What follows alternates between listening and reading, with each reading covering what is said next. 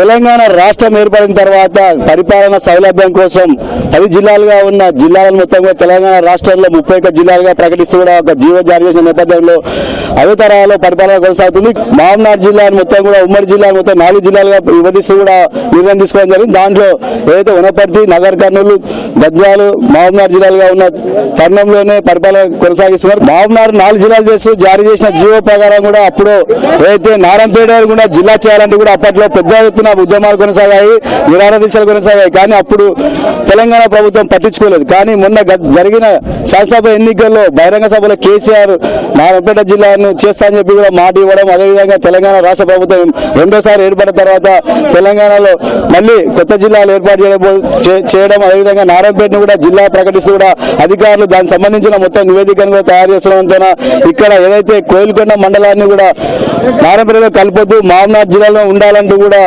పరిపాలన సౌలభ్యం ప్రజలకు అందుబాటులో ఉండే విధంగా మహబూబ్నగర్ జిల్లానే బాగుంటుందని చెప్పి కూడా ఇక్కడ దమాపల్లిలో ఏదైతే కోయిల్కొండ మండలం దమాపల్లిలో మొత్తం కూడా పెద్ద ఎత్తున ఉద్యమం కొనసాగిస్తున్నారు. ప్రజలు స్వచ్ఛందంగా వచ్చి ఇప్పటికే ఒకసారి మహబూబ్నగర్ జిల్లాను కలెక్టరేట్ ముట్టడించి కలెక్టర్కి వినతి పత్రం ఇవ్వడం జరిగింది. ఈ రోజు పెద్ద ఎత్తున కూడా మొత్తం మనం చూస్తా ఉన్నాం. కోయిల్కొండ మహబూబ్నగర్ రహదారిని మొత్తం కూడా దిగ్బంధం చేసేసి మొత్తం కూడా వీళ్ళంతా రోడ్డు పైన బైఠాయించడం జరిగింది. వీళ్ళకి ఒకటే ఏదైతే దగ్గర ఉన్న మహబూబ్నగర్ జిల్లాను మాకు ఇక్కడ కలపకుండా నారాయణపేట జిల్లా ఏదైతే చాలా కిలోమీటర్లు వెళ్ళి అక్కడ ఉండాల్సి వస్తుంది, మహబూబ్నగర్ జిల్లానే మాకు ముద్దు అంటూ కూడా వీళ్ళు నినాదం చేసి ఈ రోజు మొత్తం కూడా చార్టర్లను రోడ్డుపై అడ్డంగా పెట్టేసి మొత్తం కూడా రోడ్డు మీద కూర్చున్న పరిస్థితి. ఒంట వార్పు కూడా ఇక్కడ చేసుకొని ఏదైతే నారాయణపేటకు వద్దు, మాకు కోయిల్కొండ మండలాన్ని మహబూబ్నగర్లో కలపాలంటూ కూడా ఖచ్చితంగా వీళ్ళు కొద్ది రోజులుగా ఉద్యమం అయితే కొనసాగిస్తున్నారు. మొత్తానికి అయితే ప్రజలు స్వచ్ఛందంగా రైతులు కానీ ప్రజలు కానీ స్వచ్ఛందంగా రోడ్డు మీదకి వచ్చి ఈ రోజు మొత్తం ధర్నా చేసిన కార్యక్రమం చేస్తా ఉన్నాం. మనతో కొంతమంది ఉన్నారు.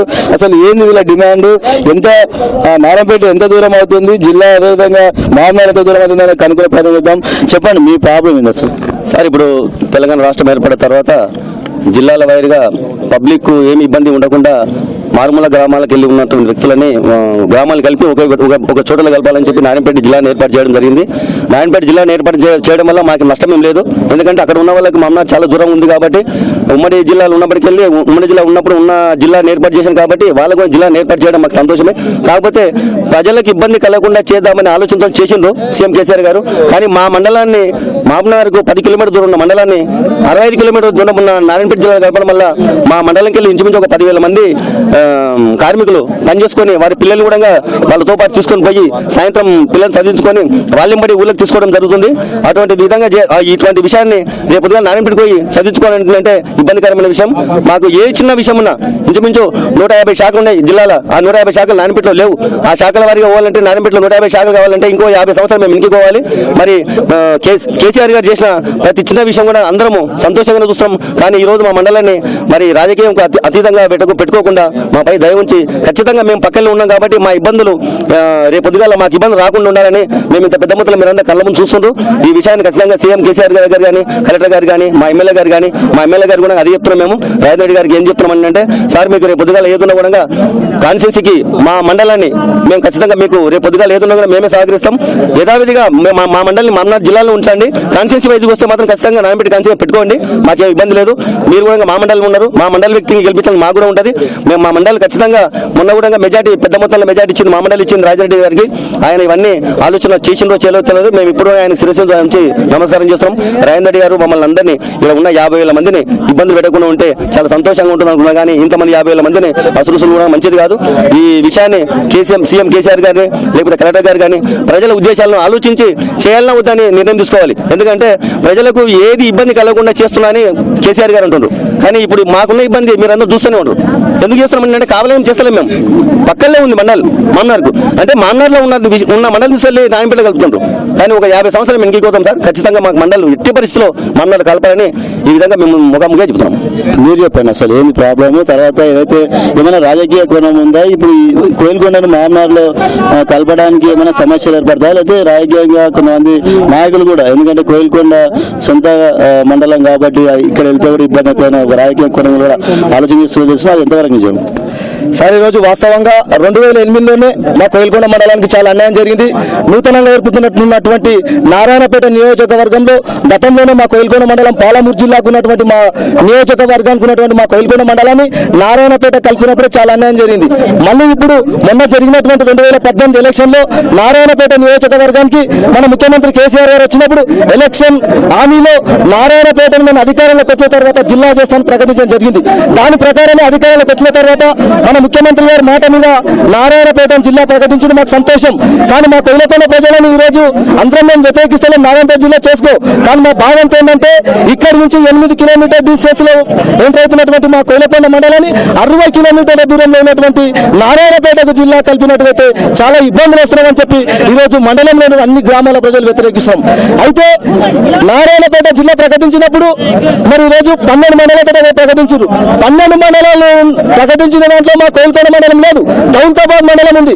దౌలతాబాద్ మండలం 3 రోజుల తర్వాత పక్కకు పెట్టి కోయిలకొండ మండలంతో పాటు నారాయణపేట జిల్లాను ప్రకటించిందంటే ఇది ఖచ్చితంగా రాజకీయ స్వార్థం అని చెప్పి, ఇందులో ఎలాంటి అనుమానాలు అని చెప్పి మేము ఇవాళ కరాఖండిగా చెప్తున్నాం. ఈరోజు మా ఎమ్మెల్యే ఎస్ఆర్ రెడ్డి గారు ఇక లోకల్ మనిషి, రేపు నారాయణపేట జిల్లాలో కోయిల్కొండ మండలం లేకపోతే మేము నాన్ లోకల్ అయితే ఒక దురాశ కూడా అతనికి ఉండొచ్చు. మా అనుమానాలకు అదే తావిస్తుంది. మేము దయచేసి రాజేంద్ర రెడ్డి గారికి, మా ఎమ్మెల్యే గారికి శిరస్సు వంచి మేము ప్రజలందరితో వేడుకుంటున్నా, రేపు నువ్వు నాన్ లోకల్ అని వస్తే మహబూబ్ నగర్ లో మేము గెలవలేమంటే మా కోయిలకొండలో ఉన్నటువంటి అన్ని గ్రామాల ప్రజలు ఏకధాటిగా మా మండలవాసి రాజేంద్ర రెడ్డి గారికి ఓట్లేసి మెజార్టీ ఇస్తాం. అదే రకంగా ఈ రోజు రాజేంద్ర రెడ్డి ఎమ్మెల్యే గారు ఒకటి ఆలోచన చేయాలి. మొన్న జరిగిన ఎలక్షన్ లో మా కోయిలకొండలో మెజార్టీ ఇచ్చినాం.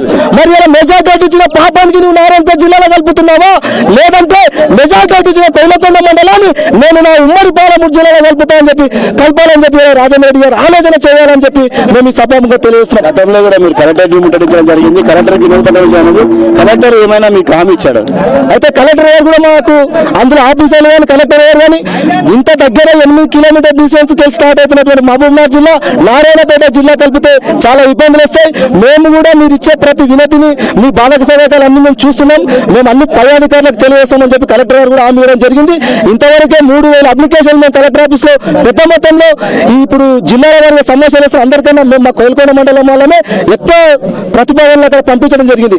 అదే రకంగా ఈరోజు గవర్నమెంట్ ఏం చెప్పింది, మేము గ్రామాల వారిగా వాళ్ళ యొక్క ఇది ఏమంటారు కలవాళ్ళ వద్దనేది సర్వే చేస్తామని చెప్పారు. కానీ ఎలక్షన్ ముందు చూసుకొని గజిటెడ్ పాస్ చేసి ఎలాంటి గ్రామాలలో సర్వే చేయించకుండా ఈరోజు కోయిలకొండ మండలం నారాయణపేట కలుపుతుందంటే ఇది ఎంతవరకు న్యాయమని మా ముఖ్యమంత్రి కేసీఆర్ కూడా ఆలోచన చేయాలి. తెలంగాణ ఉద్యమంలో మరి ఎన్నో ఉద్యమాలు చేసి ప్రజాక్షేత్రంలో తెలంగాణ రాష్ట్రం తెచ్చుకున్నాం. మరి రోజు ముఖ్యమంత్రి కూడా దయచేసి ఆలోచన చేసి మా కోయిలకొండను యథావిధిగా పాలమూరు జిల్లాలో ఉంచాలని చెప్పి ప్రజలందరి తరఫున ఎమ్మెల్యే గారికి, కలెక్టర్ గారికి, మా ప్రియతమ ముఖ్యమంత్రి కేసీఆర్ కి పాదాభివందనం చేస్తాం. మా బాధకు అర్థం చేసుకొని పాలమూరు జిల్లాలో కలపాలని చెప్పి మీ మీడియా మిత్రులు పెద్ద మొత్తంలో ఈ విషయాన్ని తెలియజేస్తారని చెప్పి ఆశిస్తూ ముగిస్తున్నాం.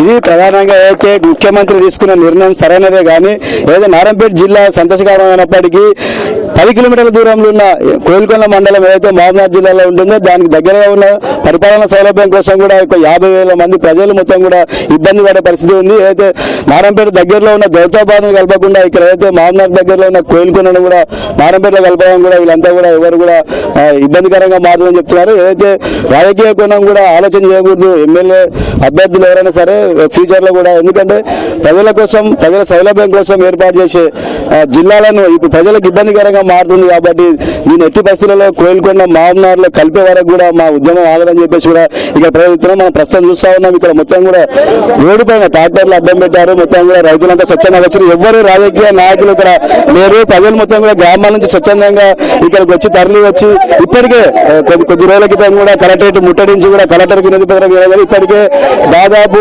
సంతకాల సేకరణ చేసి కూడా మొత్తం ప్రజల అభిష్టం మేరకే మీరు నిర్ణయం తీసుకోవాలని చెప్పి కూడా ప్రతి గ్రామం నుంచి కూడా సంతకాల సేకరణ చేయడం జరిగింది. దాదాపు 3,000 అప్లికేషన్లు కూడా జిల్లా కలెక్టరేట్ కు ముట్టడం జరిగింది. కలెక్టర్ కూడా వినతి పత్రం ఇవ్వడం జరిగింది. అయినా సరే అధికారులు కూడా ఇంకా స్పందించడం లేదు. కానీ ఎట్టి పరిస్థితుల్లో కూడా మహబూబ్నగర్ జిల్లాలోనే కోయిల్కొండలు ఉంచాలంటూ కూడా వీళ్ళు పెద్ద ఎత్తున చేస్తున్న పరిస్థితి. మనం వంట వార్పు కూడా ఇక్కడే చేసుకుంటున్నారు. వాళ్ళు మధ్యాహ్నమైనా సాయంత్రమైనా ఎన్ని రోజులైనా సరే రోడ్డు మీద కూర్చొని ఇక్కడ ఏదైతే మా ఇబ్బందులు ప్రజలకు ఇబ్బంది అయినా సరే అధికారులకు ఇబ్బందులు మా ఇబ్బందులు తెలియాలని చెప్పేసి అదేవిధంగా 44 గ్రామ పంచాయతీలు కూడా తీర్మానం చేసి కోయిల్కొండను మొత్తం కూడా మామనార్ జిల్లాలో కలపాలని కూడా తీర్మానం చేసిన అయినప్పటికీ కూడా అధికారులు ప్రజావరణలో కూడా వీళ్ళు ఫిర్యాదులు ఇవ్వడం జరిగింది. మొత్తానికైతే ఒక ఏకతాటి పైకి అంతా ప్రజలంతా వచ్చి ఈ రోజు రోడ్డు పైన కూర్చోవడం జరిగింది. అధికారులు కూడా రావాలి, కలెక్టర్ వచ్చి కూడా ఇక్కడ వీళ్ళ బాధలను అర్థం చేసుకోవాలని కూడా చెప్తా ఉన్నారు.